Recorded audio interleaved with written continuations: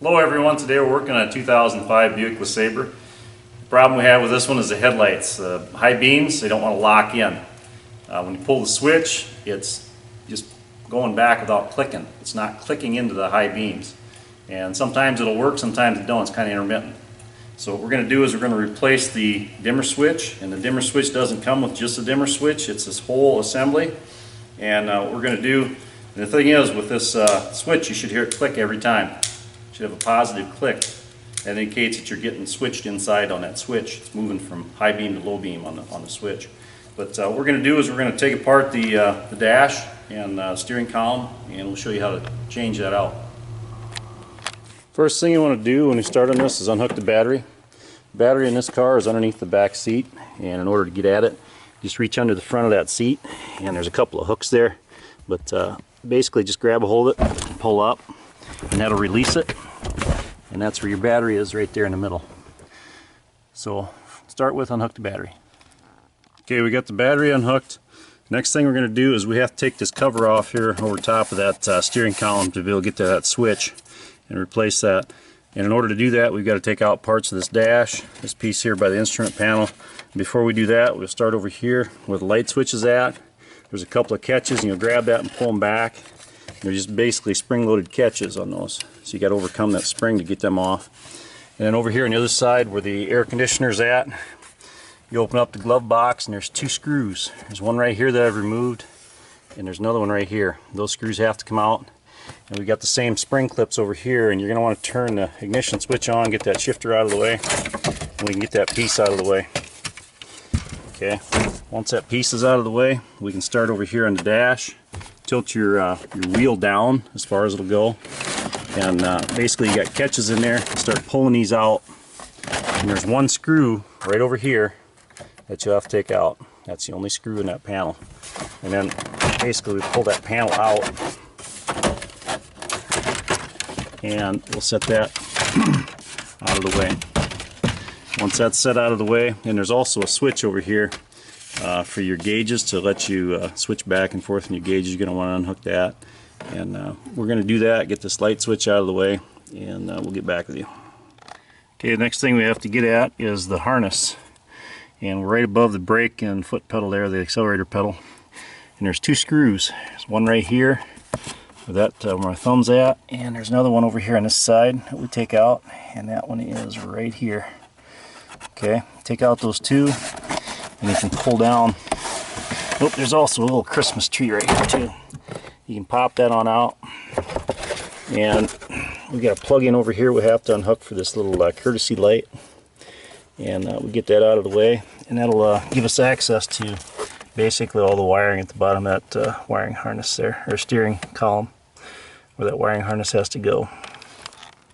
Okay, this piece down here where your knees go, it's a panel right below the steering column. It's got some spring clips on it. Grab a hold of that and pull it out on both sides. You can get that out of the way, and that opens up. It basically opens up that whole column there. And up here there's two screws. There's one right here and one right here. They're a T25 head, and that's on the bottom side of that steering wheel. Take those out, and that'll help you get this this panel out. So we're going to do that and get that out. Okay, we got the screws out. In order to get this piece off the bottom, this flexible plastic here has to come off. And basically you can take a small straight edge screwdriver, and you can go along there and pop that out off of those keepers. And that will, because that wraps around just about all the way around. So you're going to have to pry that or pop that off basically all the way through and get that, so that we can get that bottom panel off. So once we get that off, and we'll go ahead and pull that panel, and that top one will be the next. Okay, we've got this rubber piece loose here, this vinyl piece loose from that hard plastic. And in order to get that off, this little tilt wheel lever, just grab a hold of that and pull it out. You can pull that right out of there. And that'll allow you to take that bottom piece off. Okay, and now we'll start on that top piece. Okay, we've got this piece here up and out of the way. Now we're working on this top piece over top of that dimmer switch. And what they have underneath, if you go underneath the steering wheel and you look up, right up, let's see if I can get it here, it's kind of a tight spot. But right up in there is a inverted Torx screw. And yeah, it's a tough one to get a shot on. I think you can see it right up there. It's right up here, kind of by the end of my finger. And what that is, I believe it's an E20. But you got to take that screw out because that goes up into that plastic. So let me I'll get the little ratchet here and see what size that is. That is an E5 is what that is. It's an inverted Torx is what it is. So you can kind of see it. Real small one. But you got to take that one out in order to get that top piece off. So don't forget about that one. Okay, once you have that screw out from underneath, then you can work this over top that ignition switch. And you're going to have to turn that ignition switch on and move your shift lever down out of the way to get that out. And what that does, that opens everything up here to get at that switch assembly. So we're going to start taking that switch assembly apart and get back with you. Okay, as we look at that new switch assembly, there's 2 screws holding that in. There's one right here on top, and there's one right here coming in from the steering wheel side. Okay, now the one from the steering wheel side, what we're going to use to get in there is, it's a T25, and I've got a little ratcheting wrench here that allows me to get into those tight spots. But it's right up here, and I can get in there with this little tool to get on that. If I can get a better shot here. And I can turn it, basically turn it loose there. But you can see that little that little bolt. It's a T25 head on it. It's kind of tough to see right in there, but we'll take that one out using this wrench and basically ratchet that out. And the top one is up here, right here at the end of my finger. Kind of a blue color on top of it. Same size head, T25. So those 2 screws will loosen up that whole assembly from the steering column, and we can start working on the wiring down there. There's about 6 or 7 plug-ins that we got to work on down there. Okay, we got that switch, 2 bolts out, and the switch comes loose. There's one zip tie that needs to be cut and get that off, and then there's a reusable type tie right here. Just push up on it, and it should just pop apart so you can open up that harness. Sometimes easier said than done, but at any rate, we got to get that loose, and we'll get down there to those plug-ins and get to work on those. Okay, the first plug-in you want to unplug is this blue one right here, and that's for your ignition switch. It goes over to the ignition switch, and basically you push this tab down right here where my thumb's at, and that'll unhook it. Okay, and that allows you to push that harness down and bring that switch back as far as you can. That gives you access down below for the rest of the plug-ins. We'll show you that from the other side. Okay, we got this harness pulled down as far as we can. Right here's that blue one that we unhooked. This one here doesn't get used for anything on this particular model. Some of the other models it might. And then we've got a plug-in right here, and you can either use your finger or a screwdriver to release that catch right here and push it out. It's a stubborn one when you're standing on your head. There it goes. Okay, and there's a black one here. The black one's got a little keeper on the side. And you can unplug that. And then there's this cam lock right here. This cam lock has a lock mechanism right here on the back side. You got to squeeze. And when you squeeze that, that allows you to rock that backward and unplug it. Okay.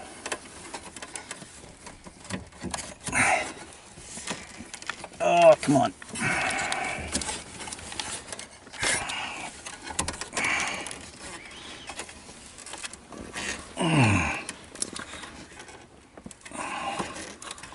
It's a stubborn one too. There it is.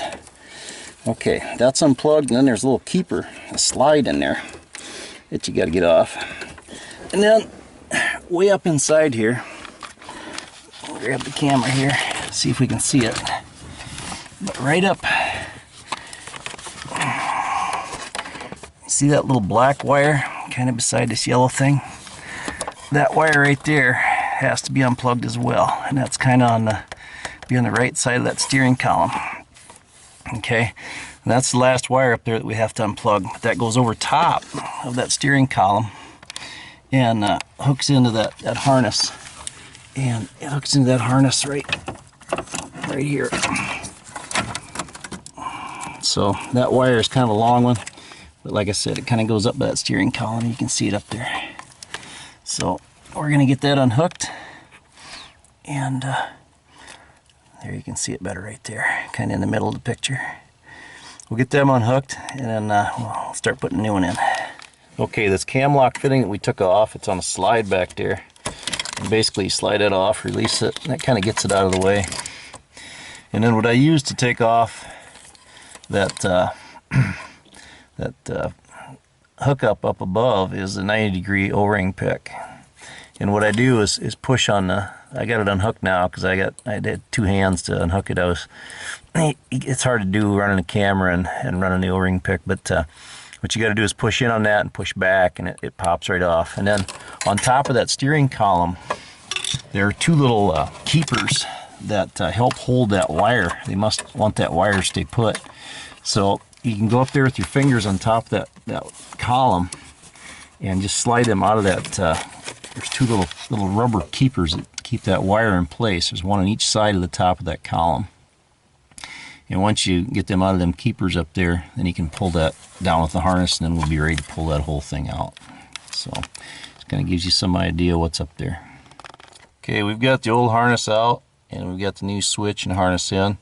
First thing we're going to hook up is this black wire up here. Snap that back in. It's kind of in the center of the picture there, right there at the end of my finger. And again, that goes over top of that harness, or not the harness, but the steering column. And then also put it back into those little rubber slides, or the little rubber keepers on top of that harness. There's two of those. And then basically we're going to reverse the procedure for all these wires. You just plug them all back in from where they came from. And then we'll start up above and put everything back together. Just a reverse order of what we took it apart. So we're going to start plugging this stuff in, and then we'll go to the top side. Okay, we're putting the screws back in that switch. We've got the one on the top up here. We've got that one in. And then we've also got this one right here by the steering wheel. Get a little more light on it so we can see it better. There we go. And I'm using that little ratchet wrench to put those on. At least this one right here behind the steering wheel. We want to get that fairly snug. Okay. And then we'll tighten up that top one, and the harness here gets put back into its loops. There's a loop right here that holds it, and a zip tie that'll go on. There's a zip tie that went down there further, and we'll straighten that harness out a little bit there too. But and we'll start reversing the procedures on taking it apart, putting on that top piece, and so we'll get to that, and we'll be back with you. Okay, when you go to put this top piece on up here, before you put it in, go ahead and attach this piece of flexible plastic to it, and it just makes it a whole lot easier. And then that bottom piece, we can fit that in and snap it back on it when we're all done with that. Okay, now don't forget to put in that little inverted Torx screw right up there in the bottom to hold that piece of plastic. Got to come in from the bottom of the steering wheel to do that, and that holds that plastic piece on top of your steering column up there in front of your gauges. So don't forget to put that little guy in and tighten him up. Alright, when you go back together with these pieces, the little spring clips that I'm talking about are right here. And they got a little spring on each side, and they go through a slot, and then that spring kind of expands over the slot and holds it in. So it's just a matter of when you're pulling it off, you're overcoming that spring pressure to pull them off. When you're going back in, you're overcoming the spring pressure to get them back behind. Right here is one of the slots, like for this one. And basically that spring goes right over this slot, and it locks in. So when you're taking them on and off, you got to overcome that to get them on and off. And same with this panel down here, but where your knees are at underneath that steering column. Basically there's four of those in slots that they go in. And you just simply put them up to them slots, and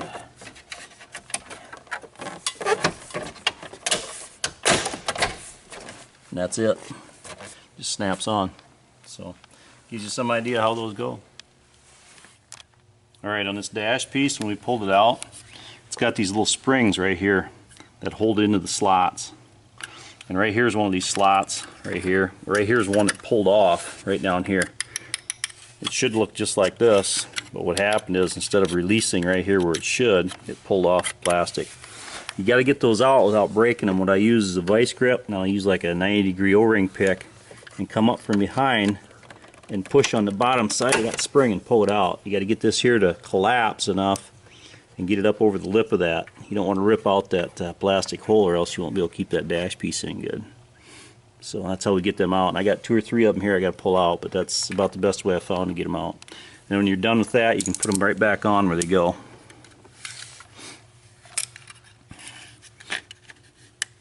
They basically get pushed right on to that piece right there. And then you're ready to go back in with it.